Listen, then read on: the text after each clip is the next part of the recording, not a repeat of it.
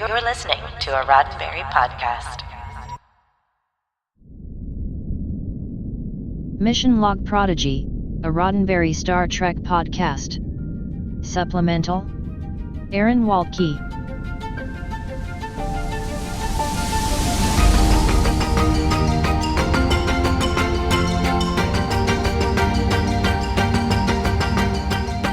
Welcome to Mission Log Prodigy, a Roddenberry Star Trek podcast. I'm Marina Kravchuk. And I'm Charlene Schmidt. Usually on this show, we examine an episode of Star Trek Prodigy and give the old mission log treatment where we find morals, meanings, and messages and find out what we learned in an episode. But today, that's not what we're doing because we have a special guest with us. That's right. And before we introduce him, I want to forewarn our listeners that we will be discussing the second season comprehensively. So not just the first 10 episodes like we've discussed on Mission Log Prodigy, the whole thing. So be forewarned. Spoilers! That said, our guest is the writer and producer of Star Trek Prodigy, a genuinely all-around top-notch guy. Mr. Aaron Waltke, welcome back to the show, and thank you so much for joining us. Hello, live logs and proper. Glad to be here. Yay. We love that. We love that so much. And thank you for being here. And I would love to lead off by something that's been connected very heavily in the second season of Prodigy to you, and that is growing up in Indiana. Sure. Yeah. I mean, Janeway grew up in Bloomington, Indiana. Where did you grow up? So my dad's side of the family and my grandparents are from Bloomington. So that's they really are. Okay. Yeah, so it's just why Bloomington is featured so heavily in the series. I love it. Yeah, I grew up. My grandfather was an engineer who worked with the IU psychology department. He also was the head usher of Assembly Hall for you college basketball fans out there. And my dad went to IU as well, as did my aunt. And so every Christmas and Thanksgiving we'd go down there. And eventually I went to Indiana University too. So I'm also a Hoosier in Bloomington. Nice. So yeah, I mean, I definitely, when Janeway sort of talks about those cornfields that she's that she harkens back to, I feel that very profoundly and deeply. Obviously the Midwest has a certain kind of allure, I think, in Star Trek mythos. Like Kirk is from Iowa, Janeway's right. From Indiana. But what was especially interesting about Indiana in particular, or Bloomington, I should say, is Jerry Taylor, one of the co-creators of Voyager, is also an Indiana University alumnus. That's right. So when I was in college, I believe she had just donated her entire manuscript library to a rare book library we have called the Eli Lilly Library. And so I was able to check out her scripts that were annotated from TNG and Voyager, and that's how I learned how to write screenplays. Oh, that is so awesome. That is amazing. Yeah, so it was an interesting sort of full circle moment to have the opportunity to work on a sort of a spiritual sequel to Star Trek that obviously heavily involves Voyager and TNG, because it was kind of a return to form, I guess. Have you ever met Jerry Taylor? I have not, interestingly enough. You know, she's well on retired at this point. And, I think she did come to a convention, I think, for the first time in a while, a couple years ago. Yes, several years ago, and it was an absolute delight, I have to say. I was busy making Prodigy at the time, so I didn't have a chance to go. Yeah. There's one point where I think I was going to maybe be on a Zoom call with her, but instead I wound up recording a video message because she opened up some sort of I forget exactly what it was, like a specialized like private tutoring school or something in Bloomington. And they asked me to record a little message for her as a fellow Bloomingtonian and somebody who literally learned how to write from her words. To her, That is so cool. So the connection is even deeper than I realized when I was writing this question, just because there is so much connecting to Janeway and the season 2 lore. Like we see her farmhouse, or what is it? Is it the family estate in Bloomington, Indiana? Can you canonize that for us? Like, is this her place or her family's place? What's going on there? I believe in the books they talk about how the family Yeah. house the Janeway estate was big enough that all of the kids could come and live there at the same time. Yeah.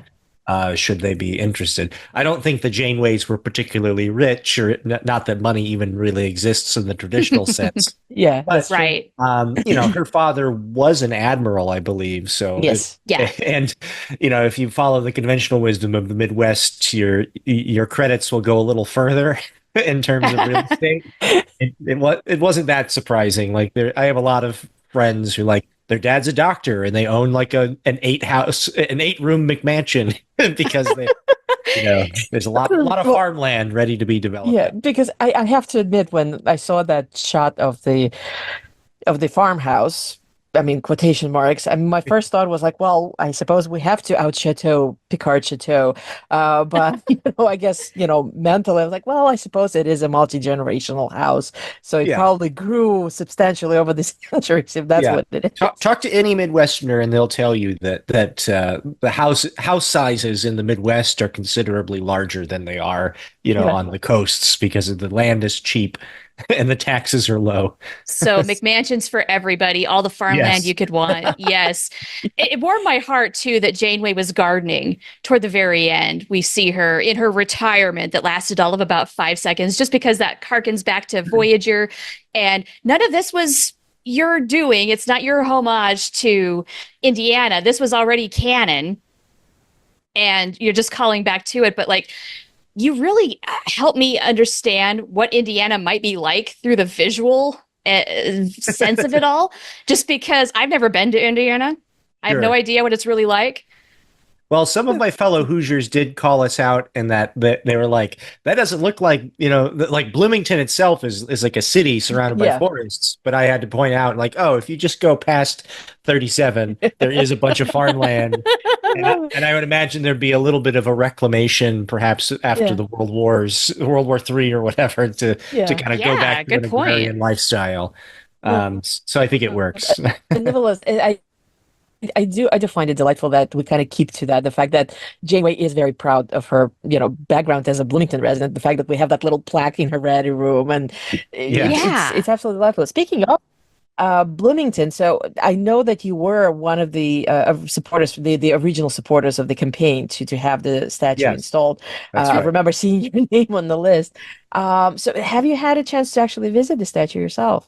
Interestingly enough, I have not. I've been so busy working on Star Oh, Trek, I haven't had a chance to go back to Bloomington because my parents live north of there now, and my yeah, grandparents are gone, so I don't have a lot of reasons to head down there. And usually Mm, when I do visit, it's yeah. during the holidays. And if you know anything about Indiana, it's like don't drive during December no. because the snow is so thick and it's just black ice wherever you drive. So I haven't had a Oof. chance to go there yet. But my Yeah. hope is maybe if I get to go back and my alma mater IU has asked me to maybe go back and lecture at some point, and I'd love to go Ooh. back for that opportunity and just to kind of see how the town's changed, see if it's any closer to the 24th century version that I've. Is there a Janeway house established already? Yes. I would love to know. Absolutely. Well, The as you know, foundations. when Kate Mulgrew got to visit the statue finally, and I was lucky enough to be there for that particular event, she said she was driving in and sort of imagining, it's like, well, which one of the houses that she was passing by could be a Janeway house. Good. So we're all on the same All right, wavelength. somebody get going. Yeah. Build this place.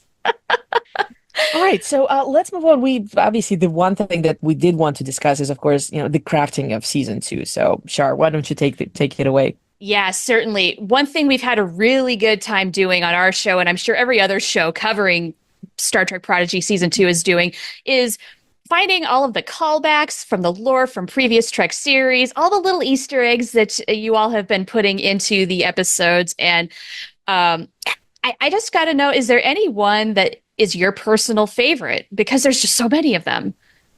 I mean, some of them I honestly forget about until people are like, "Hey, wait a minute," and like, "Oh yeah," and then I'll just have a flashback to writing it in 3 years ago. Um, Yeah. It's been a while now. Yeah, Yeah. but I there's a couple that I'm proud of. One was, I believe you pointed it out in the latest episode, was a reference to a Jabalian omelet. Yes. Yes. That is my personal favorite. I love it. Even your Hillebrand on Twitter privately messaged me and he was like, "What the hell?" um, but I remember I was looking for a classic Star Trek metaphor of, scramble my brains like, or scramble my genes like, and I was like, well, like an omelet. And then I was like, where have I heard omelet before? And then I remembered that whole bit about Neelix and him trying to remember, or trying to figure out how to cook the perfect Jabalian omelet, and realized that he was using 6 spices when he should have had 7, and it felt like perfect kismet. And it was. As I was writing that, I was like, oh, I want to lean, and I was like, I wanted to lean into that, and wound up folding that into as a metaphor. Literally, it was just for myself at that point. Yeah. And then, but of course, I should never underestimate Star Trek fans. Yeah. Latch on. But it's perfect because unexpectedly it turned out to be such a great meta moment where it's like, yeah, we're talking, our 6th crew versus Majel getting at it as the 7th ingredient. Yes, Majel is the 7th ingredient that sort of completes. Yeah. Salt, if I recall, was the missing ingredient. Yeah, that's right. It was and she is getting a little more salty, which I'm really enjoying. So speaking of favorites, I mean, in this case, this is a callback. Generally speaking, I know it's like asking if you have a favorite child, but favorite moment and scene, and I'm more curious, like from 2 different viewpoints, I guess, professionally as a writer. Do you have a favorite scene or an episode, not necessarily written by you yourself, if somebody else from the writers team, versus the perspective of a fan, you being a fan watching? I mean, I assume you sit down and watch. Yeah, the whole thing eventually. Yeah, I mean, in terms of the strange diametrics, I guess, between being a fan versus being a creative on the show, it's a little bit strange because I have to come at it from a somewhat intellectual standpoint, and it feels somewhat mathematical of like, oh, I know if we hint at this, people will believe that it's Chakotay manipulating, time and events and communicating. Mm-hmm. And then we can have the big reveal that it's Wesley all along. But I sometimes am a little sad, I guess, that I don't get to experience that as a fan, especially as somebody who grew up on TNG and was the same age as Wesley and kind of tracked his journey. And when he walked off the show, into the great beyond as a traveler, my brain was like, but what's the destiny? You talked about the destiny in season 1. You said he was like Mozart. And I always just, myself and many other Star Trek fans was like, okay, but what is that destiny? Like, I get the sense he has great potential, but how is it going to be expressed? And so I was quite proud, I think, as a fan and as a Star Trek creative figure, to, along with many of the other Star Trek shows and even producers on our show, to find a way to bring that story back and add a certain coda to Wesley and Beverly's story, because I think all of us were craving that, and we realized our show was the perfect place to do it. I want to talk about this. When did you decide that Wesley was going to be really the key element to what makes everything work in season 2? It was very early on in season 2, to be honest. When you're writing a series, you have ideas and you have a general loose structure of how you see this season or future seasons would take place, and what sort of big themes they would tackle, and important character moments and that sort of thing. But then when you get into the actual nuts and bolts of putting the season together, you have to take a moment and just sort of kick the tires and say, what is possible here? What are things that we could put into this season that we weren't even dreaming about 3 years ago? But now that we have season 1 complete and an idea of the trajectory of season 2, we gave ourselves a few mandates, one of which was like, we don't want this just to be a Voyager sequel. We want this to be an introduction to all of Star Trek. So what other characters from other Star Trek shows could we potentially bring in, or storylines from other that were left behind from other shows? And once it became evident to us that season 2 had to be time travel centric, it was Yeah. it was baked in pretty much from the get-go, with the main thrust being like the quest for Chakotay, and Chakotay is not only trapped in another time, but another timeline, an alternate reality. We were like, all right, so if we're gonna do this, let's do it. Let's go all the way in. Don't be mealy mouthed about it. Let's explore this grand tapestry that is the Star Trek universe, and get kids excited about it. Even if you don't understand it, that's part of the fun. It's right. It pushes the very boundaries of your understanding. And you did. I mean, you did not hold back. You really went for it. And the more that we've been combing through each episode, the more it's just like, wow, I got to hand it to you all. I mean, you really, you didn't hold back. A remarkable achievement. I mean, time and again, and I see a lot of people only now catching up when they finally binge the season, and they're like, "Oh my God, I didn't realize what I was missing." So it has been noted by, at this point, pretty much everybody I spoke to that this is some of the best Star Trek has ever been produced. I'm curious. I mean, how challenging was it to basically break this season? You said, you already had sort of an overarching framework for it, but how long did it take before you could, your team basically said, okay, I think we got it. Well, so now let's go into details. Like, did it take a while to kind of figure out all the little mad connections between all this tiny whiny stuff? Yes, I think anytime you have a show that deals with a really heavy, complicated plot, you have to be very precise. And this was definitely one of the headier sort of concepts that we always had to, my colleague Mark Guggenheim would always describe it as dancing through between raindrops, where it's a very, you could easily over-explain things or have things feel too tied up in the gnarly crunchy science fiction of it, and lose the plot, or more specifically, lose the emotional core of the season you're trying to tell. And so I think we realized that we always had to have that kind of two-hander weaving through the entire show of like, let's have a really interesting, thorny, strange, curious science fiction concept that we can kind of turn over in our hands and explore the tropes and flip those on their head, and maybe even do something that hasn't been done with that on Star Trek before, specifically the idea that the universe is caught between two different quantum realities. And that in turn sort of opens a hole in the fabric of the multiverse. These are not small concepts. That's all I was going to say. Not at all. They aren't. And you can imagine the first time we pitched it to the network, they were like I think first we pitched a light pitched of Secret Hideout, and I think we, at about 20 minutes into our sort of quantum physics explanation, they were like, please pause.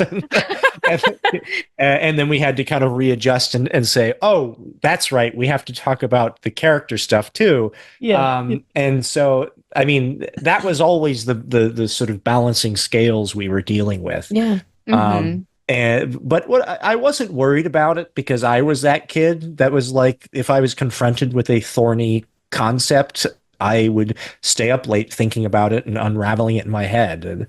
And a big part of this season was inspired by my personal favorite episode of Star Trek, which is Time Zero.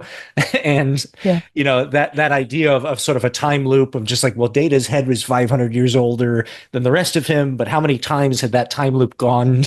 And so is he 1,000 years old? 50? Like, it broke my brain as a kid in the best way. And now I'm excited to hear reactions, especially on shows like yours, where I get to see others' kids' brains getting broken by the stuff that we're doing.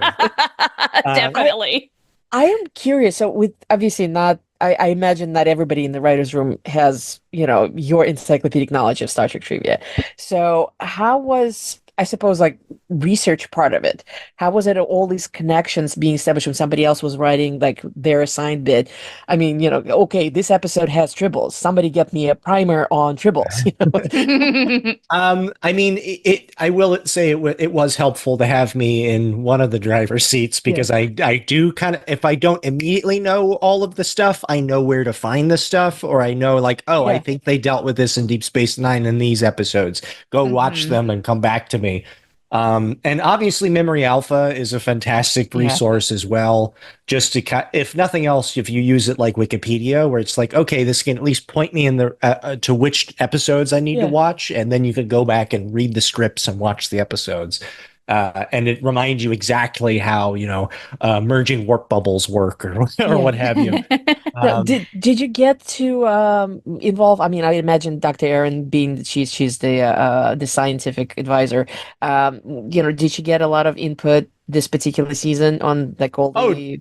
Oh, definitely, yeah. That particular, like we were thinking about that amazing graphic that Wesley has, like the timelines. I suspect that she must have, she must have had input in that because it was just beautiful. Yeah, well, Dr. Aaron, God bless her, in the first season, she created a diagram of like, okay, this is how the timeline of what you have laid out works. And I was like, yep, that's about right. And then season 2 came along and she was like, all right, give me like 48 hours. And then she came back. Only 48? And it was the craziest diagram I have ever seen, but we followed it along with her. I was like, yep, that's what we wrote. She did that in 48 hours? I know she's a genius, but wow. I mean, she just wants to make sure that it tracks. It works. And I knew, partially intellectually and partially in my soul, I was like, this works, guys. Trust me. But I'm glad. It was very validating, I think, for Dr. Aaron to basically retrace the steps of my insane brain, because I was kind of the one left to keep all of this together in my brain to make sure that it tracked. Like the Hagemans aren't the biggest fans of time travel stories. I mean, they like watching them, but I think telling them it's they're Janeway. Too much headache. In true Janeway fashion, it causes a headache. But for me, I'm like, ooh, put me in, coach. And I'm glad you were able to keep this all together, because it really is a lot to dissect. And not only do you have like the whole timeline might just be destroyed type of epic storytelling, but you're also calling back to a bunch of other things, to series and other concurrently in production. And so how much of a hand did you have in that process as well, while you're all trying to not necessarily get in each other's way, but like to collaborate when you need to maybe accidentally realize, okay, we need to make sure certain things are consistent. Like, what was this process like? Yeah. So, well, first of all, I think I helped, at least, especially when we had, 4 or 5 shows going at the same time. Yeah. I helped kind of facilitate a system wherein whenever a new script went out, any draft of it, not just the finished draft, but like any iteration of any of the shows, Discovery, Picard, our show, Lower Decks, we would share that finished draft and have it sent to the other writers' assistants to disseminate. And our show, we literally assigned everybody one of the new shows to be officially in charge of, to read all the scripts as they came in and share what they were finding. And then also we assigned everybody a legacy show, because I'm not a crazy person where I'm like, you have to have seen every single episode of Star Trek to work on this show. But I felt like, if nothing else, it would be nice for everybody to, even if you hadn't seen all of Deep Space Nine beginning to end, like, you take this as an opportunity, and to dive in. And so Aaron McNamara, I believe, was assigned Voyager, maybe, or Enterprise, and Keith Sweet was assigned Deep Space Nine, and so I just that way everybody was getting like a nice sort of saturation, like we were all kind of in the same hot tub, so to speak. That's cool. So you assigned specialists, basically. Yeah. Just it emerged into some really interesting concepts and ideas, and then I think whenever there was something where there a crossover of such, of the biggest most obvious one being Wesley Crusher. Wesley, of course.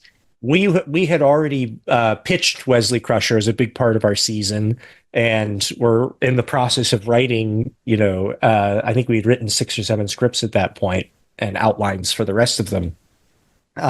When Picard, obviously they were dealing with the supervisors, and they started to tie the supervisors into the travelers. Then they wanted to tie that, have the travelers be the mysterious benefactors that we saw on Assignment Earth, who sent Gary Seven to Earth to protect the timeline. And I thought that was a cool idea, but I was like, we just need to talk it out. So we got on several meetings with at first Akiva Goldsman, and then later Terry Matalas. And the first aspect of that meeting was like, okay, if you do want to use Wesley, I think that actually works fine because he is a omnitemporal being. He can be anytime, anywhere. Yes. But I think internally we should understand, where he is in his journey. What his role in the Travelers is, if they are taking this very hands-on approach as sort of like the invisible hand that guides the universe, and what this organization does, what its rules are, and where he is. And so I wound up creating this entire document that was about 7 pages long. that literally is like, this is every instance of Wesley and the Travelers of TNG. This is every instance of where what you're doing with the supervising the Travelers in Picard. Here's what we're doing in our show.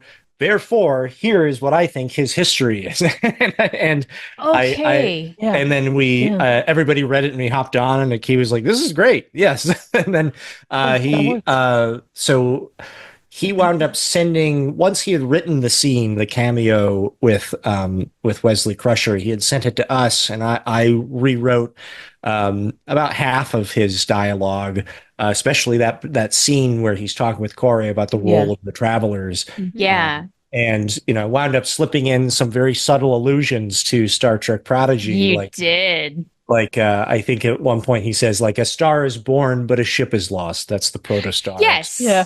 Yeah, we didn't know what we didn't know back then. That was so clever. Yeah, at first when it came out, people were like, "What is he talking about?" And then 2 years later, our show comes out, and everyone's like, "What?" It's like throwing a Hail Mary to yourself and running across the And it's because you either had the luxury, I don't know if that's the right word, but we'll say it's the luxury of writing Prodigy right about this same time.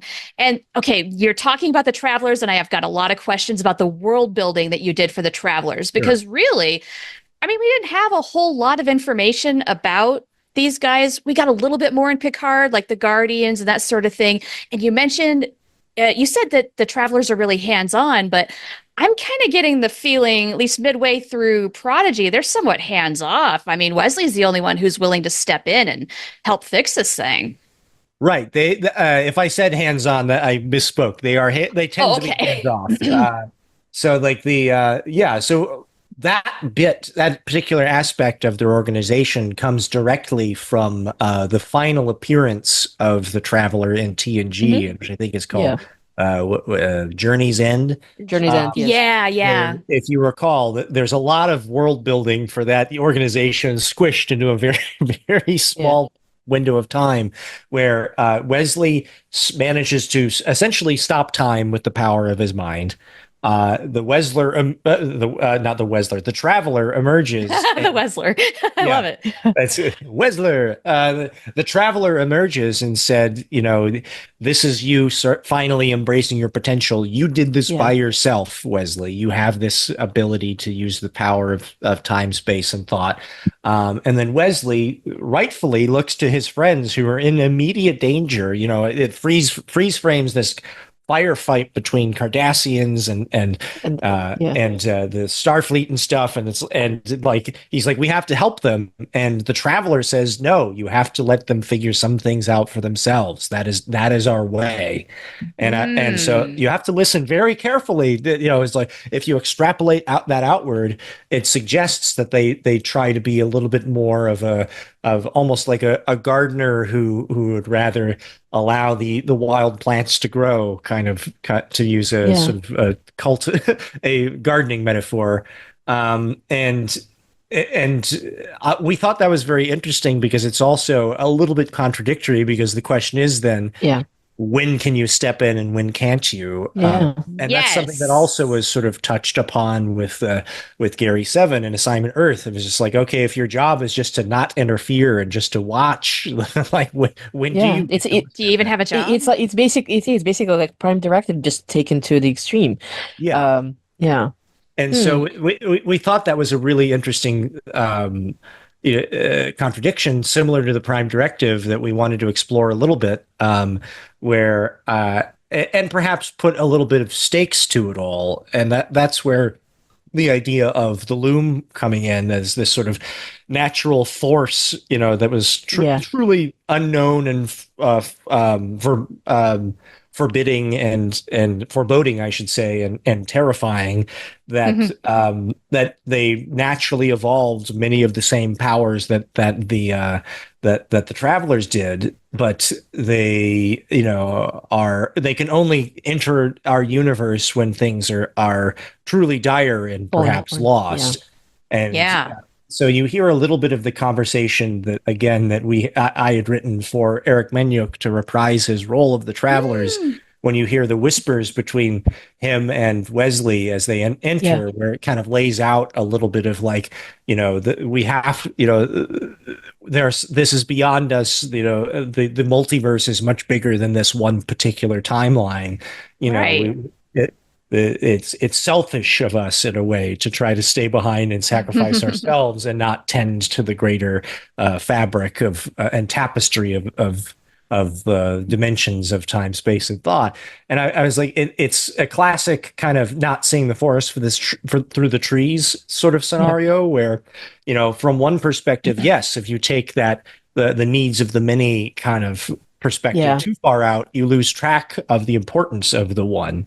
Yes. And I think that Wesley is the kind of counterweight to that. And, his willingness to put in the work instead of just stay in those sort of esoteric greater good ideas is what winds up being great strength. We've delved into all of this in our discussion of the devourer of all things, the needs of the many versus the needs of the few, who is looking out for whom and why. And then also the contradiction it seems with the travelers, like, they want to let things be, and yet, okay, Wesley's going to step in. Does he have the right to do that? Should he do that? Why is he doing that? So, okay, we're totally falling in line with the psychology of what we're supposed to be going through. But I want to talk about Eric Menyuk. You mentioned him. He was the original Traveler. Yes. Way back in TNG season 1. And I think you mentioned that he had retired. Yes, for people that may not be aware, Eric Menyuk was in the running to play Data. He was like the front runner until Brent Spiner came along and perhaps rightfully got the part. But they loved his interesting performance so much that they wrote this role for him of the Traveler. And after the Traveler, to my knowledge, I don't think he did much of any acting after that. And then and then retired shortly thereafter. And since became a lawyer and kind of had a whole other life in the 30 years since he performed that role. And so when it came to, we're like, oh, we wanted to have lines here that would kind of elucidate some of the backstory of what happened to the Travelers in between Wesley and the Traveler. We were like, well, let's see if we can get Eric back and record some new lines that could be there. And it was actually kind of hard to track him down because it's not like he had an agent anymore. Right.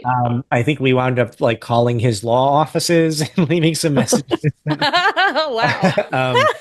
And then somebody who knew somebody eventually got us his number. And at first he was a little reticent to come back because it had been so long. He was like, when I first played him, I was like in my 20s, and I'm like, his voice is very deep now. And he was like, I don't know if I can, if I can still play that sort of ethereal, wispy kind of character. And I was like, we'll get you there. We'll try. And so I actually queued up a bunch of his his greatest hits as the traveler and played them for him in the booth. And so like he was able to kind of key his performance up to be exactly as it was 30 years ago. Amazing. Amazing. Yeah, And we were absolutely able to push the character in places that he hadn't been before. Cause we were like, we want the traveler to be somewhat scared here or frightened. And he's like, oh, I've never seen the traveler frightened before because he's so above it all. And I'm like, I know exactly. It makes you wonder what makes the traveler afraid. Yeah. Yeah. Well, speaking of travelers, and seeing that at the end of this season, Prime Universe timeline is set to rights, Wesley worked it out. Do you imagine the remaining travelers, the ones who fled, had returned, or is it just Wesley that's basically, now keeping track of the balance just within just that one little timeline? He's in charge now. Where mom lives, yeah. That's the question, isn't it? Yeah. I like to think that perhaps at least his traveler, his mentor, came back and sort of and congratulated him and admitted perhaps that even he was slightly short-sighted and Wesley was right that perhaps some universes are worth fighting for and taking the risk for. Because I think that's really where the whole line is for them, is that idea of where calculated risk it should lie, and where you should retreat to make a tactical retreat versus intervene and risk exposure to creatures like the Loom. And so I like to think that perhaps his mentor came back and admitted, the student has become the master in a way.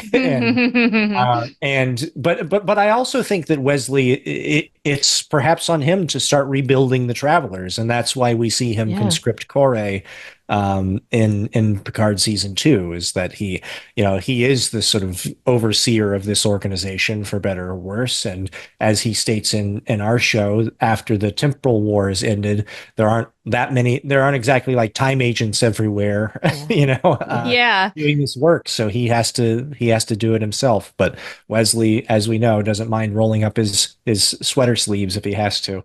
No, the sweater references were absolutely brilliant. Loved that so much. Well, we know we don't have you for too much longer. So how about we look ahead just a tiny bit, as much as we can? And sure. I know you can't probably talk specifics, but do you have any inkling of how the show performed in July when season 2 dropped on Netflix? Yeah. Have you gotten any feedback on that?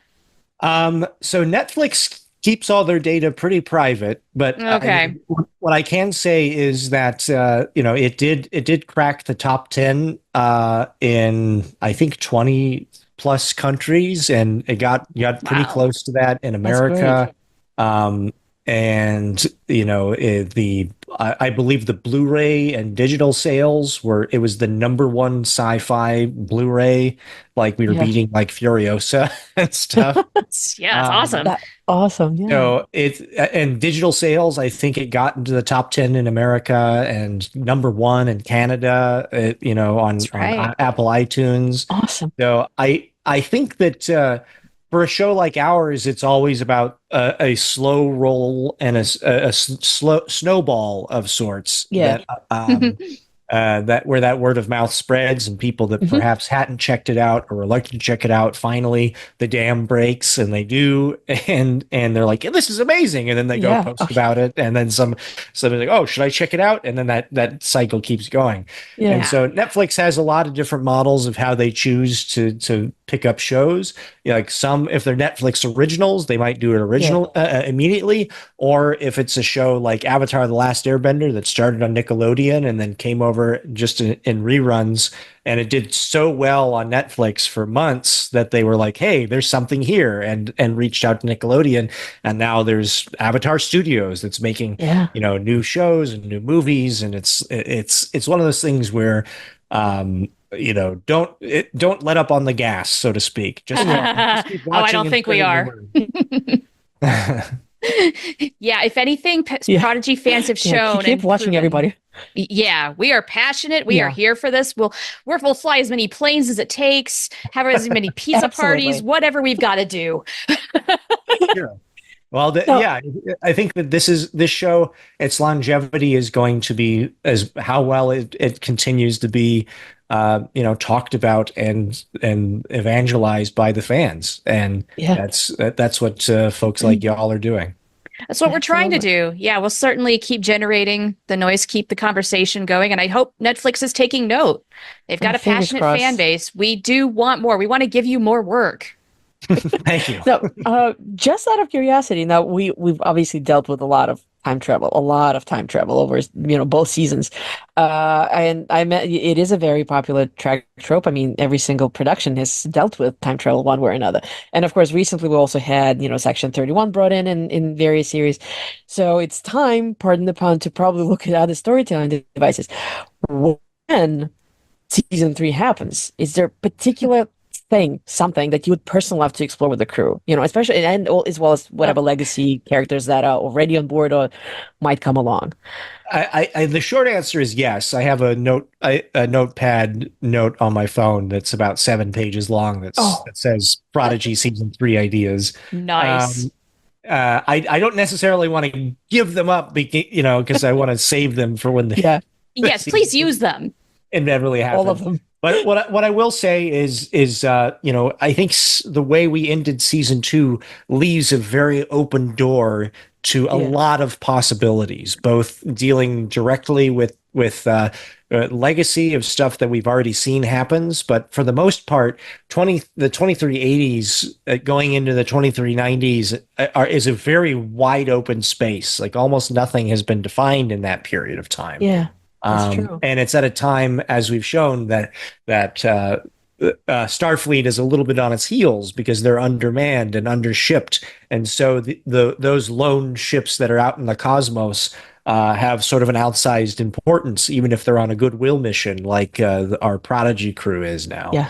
I think exploring a training ship also is something that has been alluded to, going all the way back to, I think Captain Pike says it in the original TOS pilot. What is this? Number one, training ship?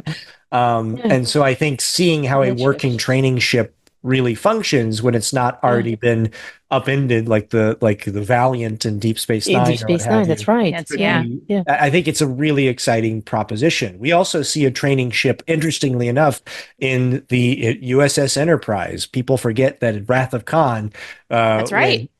When Kirk commandeers the Enterprise, it has been relegated to being a training ship. It's all cadets aboard that are learning how to Spock's cadets, no less. Yeah, Spock's cadets, and they're learning how to use the EPS conduits and that sort of thing. And then suddenly, like, oh, we're gonna go fight the greatest villain that's ever lived. No pressure. Okay, sir. So I get my point is like when adventure calls, your rank is not necessarily as important as the contents of your character.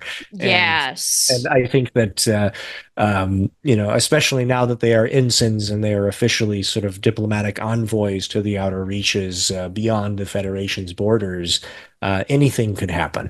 Yeah, they've certainly got the strength of character. That's for sure. I was wondering, now obviously animation allows you to do incredible number of things. Would you think a live action Prodigy would work? To have I'm thinking about the crossover that we had between Lower Decks and Strange New Worlds. But would something like that work with Prodigy, do you think? Oh, absolutely. I think both Brett Gray and Ella Purnell have both said they're like, yeah, paint me purple. I love it. And thankfully, I think both of them kind of resemble their counterparts. Ella Purnell has very unmistakably large and expressive eyes. Yes. And Brett Gray, is just as cheeky in person as his Dal Rl counterpart is. They've got that energy. Yeah. And I think that you could easily make up Jason Mantzoukas into enough Tellarite stuff that you would buy him as a Tellarite. Personally, I would love to see that. Yeah. And Zero, I think, would be easy because they don't have a mouth. So it's just a CGI floating ball that, you don't have to worry about lip shapes and that sort of thing. Now, getting D. Bradley Baker into the Murph costume, I'm not sure how that's going to go. I would think that would. I don't know. I love practical effects. Would he be up for it? Maybe they do like a Babu Frick kind of creature, like he'd be like a puppet. Oh, hey, I could totally see that happening. Yeah. Now, I know we don't have you for very long. We have a couple of like lightning round questions, but we have had ongoing things that we've wanted to ask somebody that we've kept notes of as we've done the show. And so now we're going to ask you. All right. So the first one is, it's about melanoid slimeworm anatomy. How did the computer in The Fast and the Curious assimilate Murph? So I think that Murph is somewhat analogous to a butterfly insofar as I'm not sure if you know this about butterfly anatomy, but when a butterfly metamorphoses and enters a chrysalis, its body effectively melts. It turns to goo, but it has like substructures that remain intact. They're basically its nervous system floating in this goo. Okay. So I think that Murph is probably something analogous to that, where this thing was able to latch onto him and perhaps via psychic manipulation, which we have shown even the Borg have a very strong sort of psychic power. It manipulated him enough to allow the probe to penetrate whatever it needed to penetrate. Gotcha. All right. So, well, just out of curiosity, I mean, can Murph basically, I don't know, evolve indefinitely? Is there like a limit to stages of development? I mean, when we first pitched the idea of Murph, I think he came out of the writer's room week 1 on Prodigy of like, wouldn't it be fun to have a character like this that starts as like an animal or a pet, and then you realize there's more going on. I think somebody had found some concept art of this like sort of soldier with like that happened to have like a slug face, and we were like, well, what if he eventually evolves all the way to that and beyond? And we loved that idea. Nice. Murph is the best. He is. But you know who else is also pretty much up there? It's Zero. And I love his corporeal body. Beautiful. And yeah, we very recently discussed Is There in Beauty No Truth? And I have to ask, the inspiration for the corporeal bodies for the folks on that planet, is that inspired at all by Angus Emery? Because he's kind of a tall, lanky guy. Like there's similarities in the facial features. And maybe that's a question for the art department, but what do you know? I don't know if it was specifically inspired by Angus Emery, but it wouldn't surprise me. I think the instructions we gave them was to have the bodies be sort of lithe and alien, but with a certain grace to them, and maybe that describes Angus Emery. Something that I wondered, and I suspect it may have been discussed on X, and I just completely missed it. Now we have, an emergency situation on the ship. Everybody rushes out to the escape pods and leaves. Gillian the whale, is there like a whale-sized escape pod on Voyager 8 that would just kind of, I don't know, drop the whole pool out in indeed there is. If you go all the way back to the Star Trek Next Generation technical manual, you will see that in the engineering for even the Enterprise D, where they have cetacean ops, they also have cetacean life pods that are there. They're escape pods. I remember you posting that on Twitter now. Oh, there is? Okay, because I must have missed it. And I was like, how would Jillian save herself? This is awful. They could also, now, this is also beam one whales. of the things that I've been... something that I've been also wondering about. Now, Loom is a spectacular monster. Are they in any way inspired by the Langoliers? That has been kind of on my mind all these time. I mean, yes-ish. So the idea of creatures that feed on time or erase people from time or erase realities is not necessarily a unique concept. I think TV tropes even has a whole category. They call them clock roaches.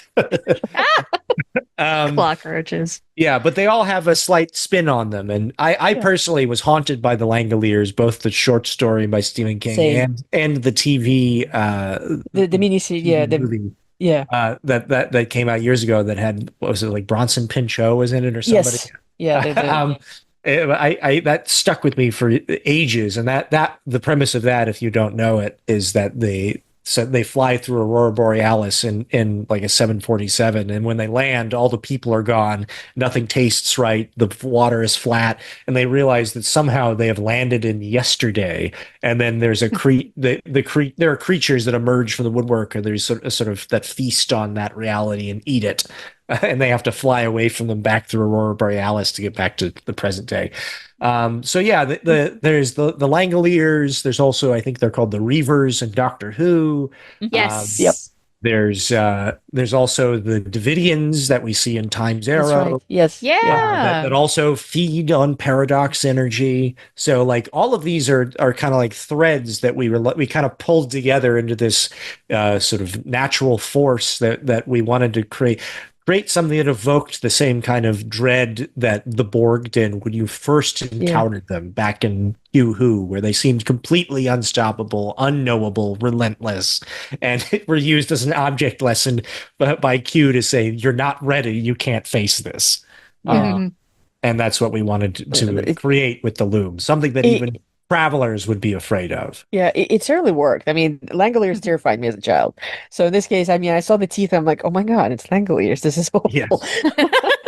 No, to kind of finish on a bit of a fun one. Now you've told this story. I've heard it actually multiple times. Way back in December of 2006, you set the record for most T-shirts worn at once, an actual Guinness World Record. At the time, I believe it was 160. The current record is definitely over 200, 250. Yeah, I think it's 250 or something. So like that. was that a challenge? What's the story behind it? So How did you end up doing something like that? So this was indeed in Bloomington, Indiana, and I had just graduated college, and I didn't have a job to my name, and barely had any money in my bank account, and my whole unknown future lying in front of me. And I was like, you know what? When else am I going to have the wherewithal to try to do something like this? And I knew I would never be the world's fastest man or the tallest man, but I could dagnabbit, I could be the person that wore the most T-shirts in the world. Why not? I was at the skinniest. I was at my absolute skinniest at that time because I biked everywhere around Bloomington, while carrying 20 pounds of books on my bag in my bag, and so I could squeeze into just about any size shirt. So it was size XXXL or XXX extra small XXXS, going up to size 13 XXL. No kidding. Wow. And I wore, I think, 10 of each shirt just to kind of keep track of it. And it wound up being about 100 pounds of fabric. And it's constrictive because it's fabric. So it was like a tourniquet on all my limbs. And every time we put on a T-shirt, I had to pull it away from my carotid artery because otherwise I would pass out and die. Oh my gosh. There's a time and a place for everything. It's called college. Yeah, it was definitely a last hurrah of college. And so we did it as a publicity stunt for my sketch comedy group that I was a part of at IU. And sure enough, like about 450 people showed up to watch me do this insane thing and then watch some comedy afterwards. Yeah, so it worked. That's great. Since it's an official record, so somebody came from Guinness to actually witness it, sign off on it. So they had two possibilities. Either we could pay to fly them out, which I couldn't because I was a poor college student, or they said if you videotape it and take photos, and follow these rules we've given you, then you also that will count. And so I had a photographer friend and videographer friends as a filmmaker, and we just made a day of it. And to this day, it's gotten me multiple jobs. In fact, I think the first time I met with Secret Hideout, I went in there, and as soon as I walked in, before I could say a word about Star Trek, the Hagemans were like, yeah, and then he just broke the Guinness World Record. And I was like, what? And then we proceeded to talk about that for about 30 minutes, and then our time was up, and it's like, all right, well, bye. And then the Secret Hideout was like, wait, we need to talk about Star Trek for a second. Oh my gosh, this is fantastic. Great. Aaron, thank you so much for taking the time to chat with us today. And so where can people find you online so they can, keep up with everything that you're doing? Sure. Yeah, you can find me on pretty much all social media, Instagram, the app formerly known as Twitter, Blue Sky, Threads as @GoodAaron, GOODAARON. I always try to keep people up to date and abreast of all of the projects I'm working on, or anything cool that people happen to share with Star Trek Prodigy. You can also follow the Star Trek Prodigy Writers Room account, which is specifically dedicated to Star Trek Prodigy. They're pretty good about retweeting like fan art and any kind of new stuff that comes about. And that's at Trek Prodigy Room on Twitter. Nice. So, very yeah, good. Any conventions that you're going to later this year? Gosh, this was a busy year for conventions for me. I think back to back I did Comic-Con and then STLV, and I will tell you, that's a lot right there. Yeah, as a new dad, that definitely wiped me out. Oh my gosh, I believe it. But I don't have any other conventions specifically. But if any conventioneers are listening, like if you invite me and fly me out, I'll do it because I love talking about Star Trek. Never got the impression. No. Thank you so much for joining us. And thank you for all that you do online, interacting with fans. When people have questions, you come out with answers. It's very awesome. And you're friends to everybody. It's just, you're lovely. Thank you so much. I wish every interview just ended with like, you're a lovely person.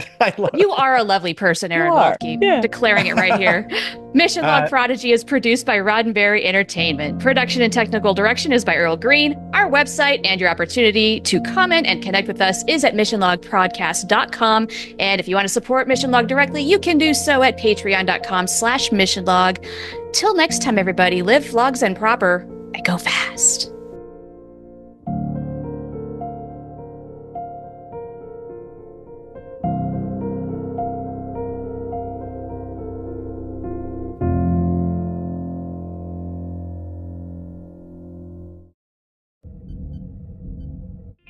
This is a Roddenberry podcast. For more great podcasts, visit podcast.roddenberry.com.